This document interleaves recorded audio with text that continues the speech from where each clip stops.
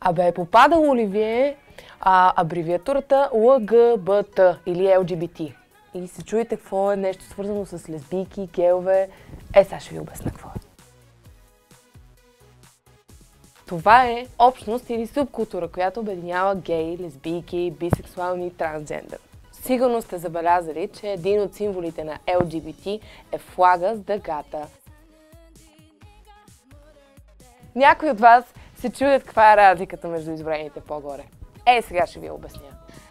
Разбира се, че знам какво е. Това са тия като азис с меки китки и с откубани вежди. Това съвсем не е вярно. Да, някои от гей мъжете действително могат да се държат по-нежно, съвсем условно казано, но има и такива, които влизат изцяло в стереотипа ви за мъжко поведение. Няма как да познаеш дали един човек е гей по външния му вид, защото в крайна сметка да си гей означава чисто и просто да си падаш по мъже. Това обаче изобщо не означава, че се държиш като жена. Същото важи и за гей жените, които по-често са наричани лесбийки. Тук отново е разпространен стереотипа, че поне едно от момичетата в подобна двойка трябва да се държи като мъж. Това обаче изобщо не е задължително. Това изобщо не е задължително. Изобщо това не е задължително. Съществуват и трети тип хора, тези, които си падат и по двата пола и се наричат бисексуални. Интересен факт е, че бисексуалността е била много популярна в исторически план. В Древен Египет, Древен Рим, Арабия, Персия, Китай, Индия, Япония и дори Османска Турция.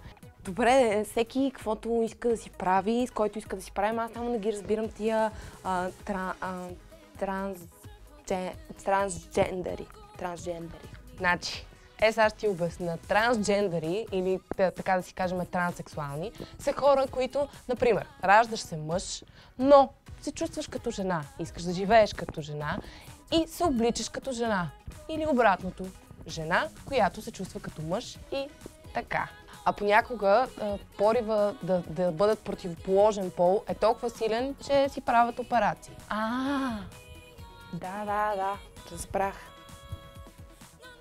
Много е важно тук да кажа, че да бъдеш с различна сексуална ориентация не е лошо, срамно или откачено. Около 10% от всички хора на планетата са с различно от Около 10% от всички хора на планетата са с различно от хетерокс. Обичайте се и правете секс. И не забравяйте да е безопасен секс. Абонирайте се за Секс Лавче във Facebook, Instagram и имаме ли нещо друго да се абонира? Чао от мен до другия петък.